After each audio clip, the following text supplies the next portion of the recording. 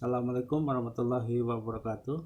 Para mahasiswa Universitas Nasional dimanapun Anda berada, bertemu kembali dengan saya, dosen pengampu mata kuliah Sistem Birokrasi Indonesia. Pada perkuliahan minggu ke-7 di perkuliahan online ini, kita akan membahas tema tentang birokrasi dan perubahan sosial. Bila kita membicarakan tentang perubahan sosial, tidak bisa lepas dari penggunaan istilah-istilah seperti perubahan atau change, pembangunan atau development, kemajuan atau progress, dan evolusi atau evolution. Kata-kata atau istilah tersebut sangat erat kaitannya satu sama lain, sehingga dalam penerapannya sering dicampur adukkan. Penggunaan masing-masing istilah tersebut perlu dilihat kaitannya dengan gejala-gejala sosial tertentu serta hubungannya antara gejala-gejala tersebut. Dalam hal ini, pembangunan merupakan suatu upaya untuk menciptakan perubahan dalam arti yang positif atau adanya progres dan secara bertahap atau evolusi.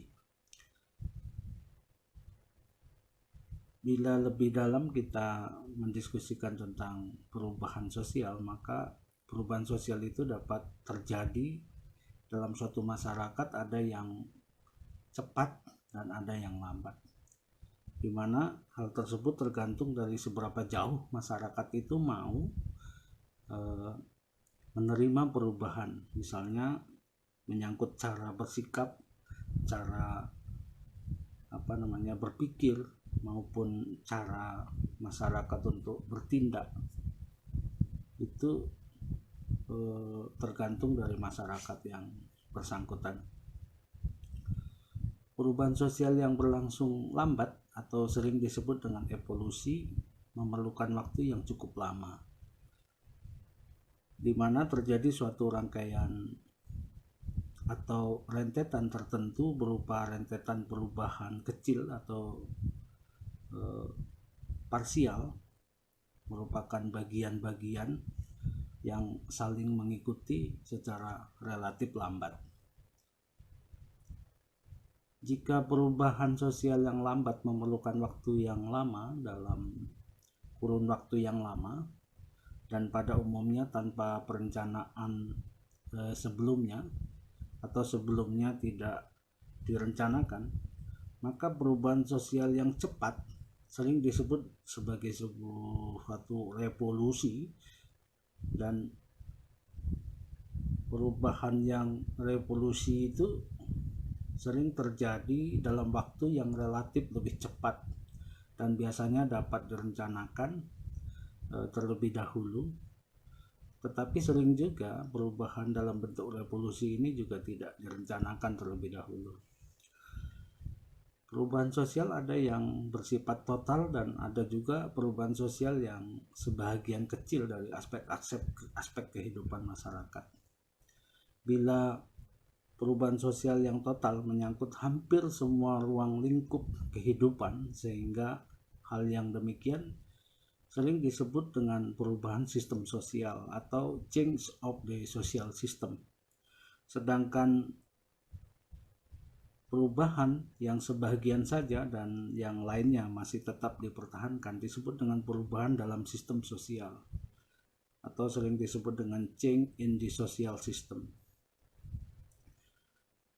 Para mahasiswa sekalian, bila kita mengikuti pendapat Selo Sumarjan, seorang sosiolog, mengatakan bahwa perubahan sosial adalah segala perubahan-perubahan pada lembaga-lembaga kemasyarakatan di dalam suatu masyarakat yang mempengaruhi sistem sosialnya, termasuk di dalamnya nilai-nilai, sikap-sikap, dan pola-pola perilaku di antara kelompok-kelompok masyarakat. Dalam kaitan antara birokrasi dan perubahan sosial, tidak semua perubahan sosial dalam masyarakat modern dilakukan secara birokratis. Berbagai kebiasaan baru dapat saja muncul tanpa intervensi birokrasi. Ada berbagai sumber-sumber perubahan sosial yang pada hakikatnya dapat dibagi menjadi dua. Yang pertama disebut dengan faktor intern. Faktor-faktor intern ini adalah berbagai kondisi atau perkembangan sosial yang terjadi yang mendorong terjadinya perubahan sosial dalam kehidupan masyarakat. Faktor-faktor yang mendorong perubahan yang bersifat intern ini antara lain adalah adanya penemuan baru. Penemuan baru itu dibagi menjadi dua, yaitu yang bersifat material dan immaterial. Penemuan yang bersifat material membawa banyak sekali perubahan dalam kehidupan sosial, misalnya penemuan komputer, kemudian penemuan teknologi kincir air misalnya, kemudian untuk pengairan ya, kemudian penemuan mobil atau televisi, dan di zaman atau di saat sekarang ini penemuan teknologi multimedia, kemudian teknologi internet yang begitu berkembang secara pesat. Kita dapat lihat itu sangat mempengaruhi perubahan sosial masyarakat. Misalnya bagaimana media sosial tumbuh berkembang di tengah-tengah masyarakat, di mana perkembangan dan kemajuan teknologi di bidang teknologi komunikasi itu mempengaruhi perubahan sosial di tengah-tengah masyarakat. Nah, itu yang perubahan yang sifatnya penemuan baru di bidang material. Ada juga penemuan baru yang sifatnya imaterial. Contohnya misalnya perubahan atau penemuan di bidang birokrasi yang banyak membawa perubahan sosial bagi masyarakat, terutama masyarakat, bagaimana hubungan pemerintah dengan warganya atau bagaimana hubungan pemerintah dengan masyarakatnya.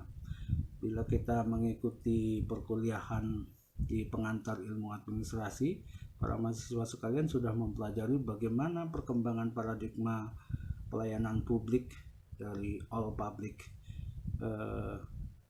management, atau paling awal sekali all public administration, kemudian all public management, new public management, dan new public service. Perkembangan birokrasi di pemerintahan itu mempengaruhi bagaimana perubahan dan perilaku sosial masyarakat. Itu faktor yang pertama. Faktor kedua, adanya gerakan sosial. Sering sekali saudara sekalian, gerakan sosial itu mempengaruhi perubahan sosial di tengah-tengah masyarakat. Kalau kita lihat bagaimana sebagai sebuah usaha kolektif untuk menegakkan suatu tata kehidupan baru, di mana tujuan gebrakan sosial adalah gerakan sosial adalah perubahan sosial itu sendiri. Contoh perubahan sosial misalnya adalah bagaimana gerakan komunisme internasional, misalnya Nazisme gitu ya. Kemudian atau perubahan yang dilakukan di pemerintahan atau di negara Indonesia adalah perubahan ketika masa peralihan dari Orde Lama ke Orde Baru yang dimotori oleh gerakan 66 misalnya, atau gerakan yang terjadi juga di negara kita adalah perubahan dari Orde Baru menuju Orde Reformasi, yaitu yang dipelopori oleh gerakan reformasi. Nah, itu adalah beberapa contoh gerakan sosial yang mempengaruhi perubahan sosial di sebuah negara, di sebuah pemerintahan, atau di masyarakat. Untuk menentukan bahwa suatu gerakan itu disebut sebagai gerakan sosial, ada beberapa kriteria atau ada beberapa tipe ya yang bisa kita sebut bahwa sesuatu itu adalah gerakan sosial. Ciri-cirinya yang pertama adalah bahwa sifat keanggotaan dari gerakan sosial itu tidak tentu dan bisa berubah-ubah. Nah, yang kedua, bahwa pemimpin dari gerakan sosial itu dipilih secara informal oleh anggotanya. Itu ciri yang kedua. Kemudian ciri-ciri yang ketiga adalah dalam beberapa hal tindakannya dilakukan secara terus-menerus. Nah, itu ada 3 ciri tentang bagaimana gerakan sosial mempengaruhi perubahan sosial di tengah-tengah masyarakat. Kemudian yang ketiga adalah faktor demografi atau faktor kependudukan. Perubahan-perubahan komposisi atau perkembangan jumlah penduduk yang begitu pesat yang terjadi di kota akan mempengaruhi terjadinya semacam perubahan sosial juga. Pertambahan penduduk yang sangat pesat misalnya di kota-kota besar, selain menimbulkan interaksi sosial yang sangat intensif, juga menyebabkan munculnya konflik-konflik sosial. Bagaimana misalnya untuk kasus untuk kondisi pemerintahan Indonesia ya. Pada saat ini misalnya pemerintah Indonesia sedang menikmati bonus demografi. Yang puncak bonus demografi itu dimulai dari tahun 2020 sampai dengan 2030. Dan bonus demografi itu salah satu bagaimana peluang bagi bangsa Indonesia untuk mencapai kesejahteraan yang setinggi-tingginya. Tentunya bila tidak ada kendala bencana pandemik COVID-19 ini, tentu bangsa Indonesia telah mempersiapkan secara sumber daya manusianya. Infrastruktur sumber daya manusia itu sudah mulai ditata dengan sangat baik. Tetapi pada intinya para mahasiswa sekalian, bahwa demografi atau kependudukan itu sering sekali memberi semacam pengaruh terhadap perubahan sosial. Nah, yang keempat yang memberikan pengaruh itu adalah tentang yang memberi pengaruh, faktor pengaruh secara intern itu adalah karisma individu. Kalau kita lihat bagaimana tokoh-tokoh tertentu atau figur-figur kekuasaan negara, figur-figur pemimpin di suatu negara itu bisa mempengaruhi perubahan sosial. Bagaimana misalnya gerakan Hitler, yang tokoh Hitler misalnya yang mempengaruhi perubahan sosial yang cukup mendasar ketika paham Nazi di sana berkembang begitu pesat. Bagaimana yang lain misalnya adalah tokoh dunia yang bisa kita lihat adalah Mahatma Gandhi misalnya. Mahatma Gandhi itu adalah salah satu contoh dari tokoh atau figur yang mempengaruhi perubahan sosial di masyarakatnya atau di negaranya. Bila kita lihat di Indonesia misalnya adalah tokoh seperti Soekarno adalah figur sentral yang sangat berpengaruh, figur yang memberikan pengaruh besar terhadap perubahan sosial di Indonesia, mengantarkan Indonesia merdeka. Itu contoh-contoh bagaimana karisma individu mempengaruhi perubahan sosial. Yang kelima adalah konflik. Dalam suatu organisasi dapat terjadi suatu konflik atau pertentangan antara kepentingan pimpinan dan bawahan. Dalam masyarakat juga terjadi pertentangan antara orang dengan kelompok atau kelompok dengan kelompok. Keadaan seperti itu akan menimbulkan suatu kecenderungan mengenai kepentingan masing-masing kelompok yang pada akhirnya akan mengarah kepada suatu perubahan sosial dalam masyarakat itu. Jadi sering sekali bahwa pertentangan atau konflik di tengah-tengah masyarakat itu juga membawa semacam perubahan sosial. Nah, para mahasiswa sekalian, kita akan teruskan dengan mendiskusikan bagaimana faktor ekstern. Faktor ekstern itu adalah faktor di luar dari masyarakat itu sendiri yang sering menyebabkan terjadinya perubahan sosial. Faktor-faktor yang berasal dari ekstern itu antara lain adalah tentang budaya asing. Sering sekali saudara-saudara sekalian bahwa faktor-faktor atau budaya asing itu sama seperti misalnya konsep transmigrasi. Maka budaya asing yang diterima dalam suatu masyarakat dan diterapkan akan menyebabkan sistem sosial dalam masyarakat tertentu dapat berubah. Misalnya bangsa Indonesia dulu sebelum datangnya nilai-nilai atau ajaran atau agama Hindu, Buddha, Kristen, Islam, maka setelah agama-agama tersebut masuk ke Indonesia sangat mempengaruhi perubahan dan tata sosial kehidupan masyarakat dan keagamaan di Indonesia, atau pada waktu itu masih bernama Nusantara. Itu salah satu contoh yang pertama. Yang kedua adalah penjajahan. Dominasi kekuasaan penjajah yang sangat lama di suatu wilayah teritorial negara itu bisa jadi mempengaruhi juga perubahan sosial tatanan masyarakat di daerah atau di suatu negara yang dijajah oleh penjajah kolonial.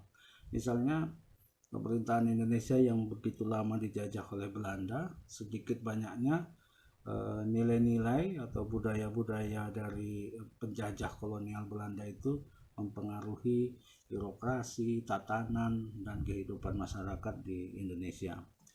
Yang ketiga, faktor yang bisa mempengaruhi secara eksternal terhadap perubahan sosial adalah faktor lingkungan atau alam. Sering sekali perubahan lingkungan atau alam yang disengaja, misalnya pembabatan hutan, pembakaran hutan, atau maupun hal yang semacam itu, misalnya reklamasi begitu ya, mengubah daerah pantai menjadi sebuah kota misalnya, itu juga bisa mempengaruhi perubahan sosial di tengah-tengah masyarakat. Ada juga faktor-faktor alam yang tidak disengaja, misalnya adanya bencana alam, gempa bumi, gunung meletus, tsunami, dan para mahasiswa sekalian, misalnya pandemi COVID-19 atau COVID-19 ini juga merupakan sebuah gejala perubahan alam yang disebabkan oleh alam, itu akan mempengaruhi tata baru nilai-nilai perubahan sosial yang terjadi di masyarakat. Kalau tadinya masyarakat hanya menggunakan misalnya media komunikasi, sistem informasi manajemen itu hanya untuk kegiatan yang sifatnya hobi atau sekedar menyalurkan bakat, tetapi sekarang orang sudah beralih secara sungguh-sungguh dan serius untuk menggunakan perangkat sistem informasi manajemen dan teknologi komunikasi dan informasi itu untuk bekerja, untuk melakukan bisnis dan yang lain-lain. Nah, itu semua akan merubah semacam tata baru perubahan sosial di suatu masyarakat, di suatu pemerintahan atau di suatu negara. Nah, para mahasiswa sekalian, bagaimana sikap masyarakat dalam menerima perubahan sosial? Ada beberapa catatan yang bisa kita lihat dari bagaimana cara masyarakat menerima perubahan sosial. Catatan pertama kita adalah bahwa sering sekali di negara yang masih dalam keadaan transisi dari negara tradisional ke modern, sikap atau perilaku masyarakat pada umumnya dipengaruhi oleh aspek-aspek yang sifatnya tradisional, yaitu menyangkut aspek tradisi atau adat istiadat dan kebiasaan agama. Maksudnya adalah bahwa masyarakat menerima atau tidak menerima suatu perubahan sosial itu masih ditentukan oleh aspek yang sifatnya tradisi, adat istiadat, dan kebiasaan agama. Jika faktor-faktor budaya, adat istiadat itu misalnya tidak memberikan dukungan yang cukup kuat terhadap perubahan yang datang dari luar, maka masyarakat itu tidak akan menerima perubahan. Atau misalnya nilai-nilai agama tidak membenarkan adanya semacam infiltrasi nilai-nilai dan budaya dari asing misalnya mempengaruhi suatu tatanan masyarakat, maka masyarakat tidak akan menerima suatu perubahan sosial itu. Yang kedua, selain faktor tradisi, adat istiadat, dan kebiasaan dan nilai-nilai agama, masyarakat sering sekali menerima atau tidak menerima sebuah perubahan sosial itu ditentukan oleh faktor-faktor informasi, kemudian faktor nilai-nilai budaya baru, kemudian motivasi, serta pimpinan yang dianutnya. Pimpinan yang dianutnya itu misalnya tokoh masyarakat, tokoh adat, kemudian bisa jadi tokoh agama atau pendeta, kiai gitu-gitu misalnya. Itu sangat mempengaruhi apakah masyarakat itu akan menerima sebuah perubahan sosial atau tidak. Itu yang kedua. Yang ketiga, para mahasiswa sekalian, bahwa faktor-faktor yang membentuk sikap tersebut saling kait-mengkait.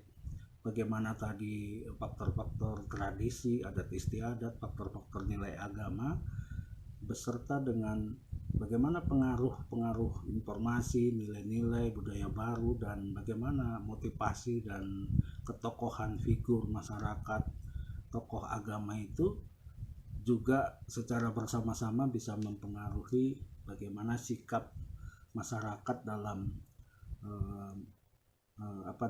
menilai atau bagaimana masyarakat bersikap terhadap suatu perubahan sosial. Nah, yang keempat, kita juga bisa melihat sejauh mana kekokohan sikap hidup anggota masyarakat terhadap perubahan itu bisa tergantung dari masyarakat itu sendiri, sehingga ada sebagian anggota masyarakat yang mau menerima ide, pengaruh serta budaya asing, dan sebagian masih kuat memegang nilai-nilai tradisi, sehingga sering terjadi bentrokan antara mereka. Artinya saudara, bahwa faktor individu masyarakat, masing-masing masyarakat itu juga bisa mempengaruhi bagaimana masyarakat itu bisa menerima atau menolak dari perubahan sosial yang dipengaruhi oleh di luar dari masyarakat itu sendiri. Nah, saudara sekalian, untuk memperkaya wawasan Anda di dalam birokrasi ini, Anda bisa melihat bagaimana semacam data-data tentang birokrasi yang terjadi atau berjalan di pemerintahan Indonesia. Misalnya bagaimana birokrasi pada masa demokrasi parlementer. Temukan beberapa data yang valid, data yang cukup relevan. Temukan juga informasi-informasi tentang bagaimana berjalannya birokrasi masa demokrasi parlementer. Yang kedua juga Anda harus mencari atau menemukan data-data tentang bagaimana birokrasi di masa demokrasi terpimpin. Nah, bagaimana kebijakan-kebijakan birokrasi diimplementasikan atau diterapkan di pemerintahan di masa demokrasi parlementer dan demokrasi terpimpin itu menjadi salah satu pengayaan Anda untuk memperkuat referensi Anda terhadap bagaimana perubahan sosial itu berpengaruh terhadap birokrasi. Nah, sekarang kita lanjutkan.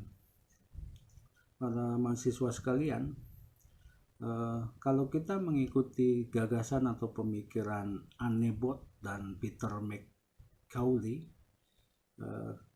kita dapat menelusuri bagaimana beberapa perubahan yang terutama diakibatkan oleh pembangunan ekonomi itu terlihat adanya peranan yang kuat dari birokrasi dalam pembangunan yang mengakibatkan terjadinya perubahan-perubahan, yaitu misalnya karena pengaruh teknologi baru. Contoh yang paling aktual dari teknologi baru itu misalnya dengan lahirnya revolusi industri 4.0 atau apa yang sering disebut dengan revolution industri 4.0 itu juga sangat mempengaruhi bagaimana perkembangan di bidang revolusi industri 4.0 itu berpengaruh terhadap sistem perekonomian dunia, tata dunia baru, industri, dan itu juga berpengaruh terhadap birokrasi pemerintahan. Yang kedua, faktor yang memberi pengaruh adalah soal perubahan kelembagaan. Bila kelembagaan sebuah lembaga negara, pemerintahan, masyarakat, atau perubahan kelembagaan di suatu company atau perusahaan itu juga akan mempengaruhi terjadinya perubahan sosial. Kemudian yang ketiga adalah sikap terhadap prioritas pembangunan. Bagaimana masyarakat, bagaimana pemerintah juga memprioritaskan terhadap suatu pembangunan itu akan mempengaruhi perubahan sosial. Nah, baik saudara sekalian, kita akan lanjutkan tentang diskusi kita di sesi lanjutan ini, bahwa birokrasi dalam perspektif perubahan sosial dapat kita lihat dari tinjauan atau kajian yang dilakukan oleh Profesor Toha misalnya, mengemukakan bahwa reformasi birokrasi itu bisa terjadi bila terdapat 4 faktor yang mempengaruhi terjadinya reformasi birokrasi. Faktor pertama adalah adanya kebutuhan untuk melakukan perubahan dan pembaharuan. Sebuah organisasi publik atau suatu organisasi publik di pemerintahan, baik pemerintah pusat maupun daerah, atau organisasi di bisnis, di suatu perusahaan atau di company akan melakukan semacam perubahan bila memang ada tuntutan untuk melakukan perubahan dan pembaruan. Bila tidak, tentu dia akan ketinggalan dan akan tertinggal ya. Yang kedua, bahwa reformasi birokrasi itu dilakukan karena memang tuntutan dari bagaimana yang terjadi di lingkungan strategis nasional. Jadi tinjauan-tinjauan, kajian-kajian strategis yang sifatnya nasional itu harus diikuti oleh misalnya oleh pemerintahan daerah gitu ya. Yang ketiga, bahwa perubahan yang terjadi di lingkungan strategis global, di perubahan-perubahan di level internasional, di level global itu akan mempengaruhi bagaimana perubahan-perubahan yang terjadi di tingkat nasional, di tingkat daerah, dan sampai ke wilayah-wilayah yang ada di suatu kawasan daerah atau pemerintahan tertentu. Yang keempat, bahwa dalam memahami perubahan yang terjadi dalam paradigma manajemen pemerintahan yang maju ke otonomi dan desentralisasi. Reformasi birokrasi itu terjadi karena faktor bagaimana paradigma manajemen pemerintahan itu dia menuju ke arah otonomi dan desentralisasi, bahwa otonomi daerah misalnya dan desentralisasi itu mengharuskan sebuah tatanan organisasi birokrasi itu untuk melakukan semacam reformasi. Nah, kita lanjutkan dengan kajian kita tentang bagaimana dengan terjadinya tatanan ekonomi baru yang bisa mempengaruhi, memberikan dampak di era globalisasi, maka terjadi 4 perubahan kontekstual seperti yang disampaikan oleh Mustofa Dijaya, bahwa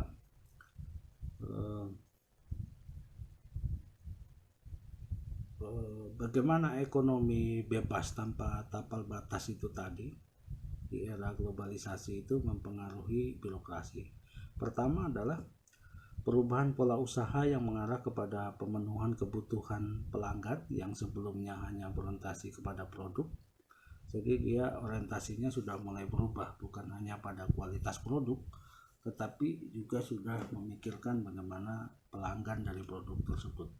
Yang kedua, pada situasi saat ini di mana perekonomian global tanpa batas itu, ukuran keberhasilan usaha suatu organisasi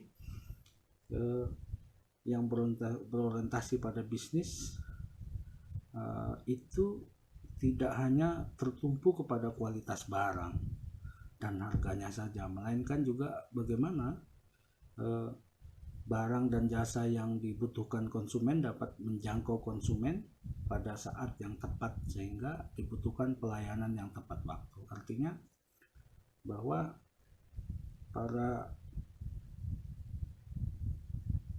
pemilik produk, baik itu bisa dalam bentuk barang maupun jasa, kalau di organisasi pemerintahan itu pelayanan publik itu harus memperhitungkan bagaimana pelayanan itu tepat waktu, misalnya, kira-kira begitu ya. Yang ketiga adalah tentang pemenuhan keperluan akan barang dan jasa membutuhkan suatu dukungan organisasi yang fleksibel. Jadi organisasi yang kaku, yang birokrasinya panjang bertele-tele itu sudah ketinggalan ya. Maka harus perlu semacam organisasi dengan jaringan kerja yang inovatif dan dapat bergerak dengan cepat dalam mencapai konsumennya. Kalau di organisasi publik tentu bagaimana pelayanan publik itu cepat dengan jaringan yang inovasinya yang bagus, sehingga bisa menyentuh untuk segera memberikan pelayanan kepada masyarakat. Yang keempat adalah dalam hal keperluan untuk menyesuaikan barang dan jasa yang diperlukan pelanggan, membutuhkan kerja di dalam kelompok yang mampu beradaptasi dengan cepat dan gesit. Artinya siapa yang cepat era saat ini bukan siapa yang kuat, tetapi siapa yang cepat dan siapa yang gesit. Nah, di sesi terakhir kita akan mendiskusikan pandangan dari Benis yang mengemukakan bahwa setidaknya ada 4 hal yang saling berkaitan. Posisi dan peran birokrasi harus berubah. Pertama adalah adanya masalah-masalah kemanusiaan yang karena tingkat pendidikan makin baik membawa tuntutan hidup makin meningkat. Artinya tuntutan masyarakat yang semakin meningkat itu harus mendapat porsi untuk disahuti oleh birokrasi, sehingga birokrasi harus melakukan semacam reformasi atau perubahan-perubahan.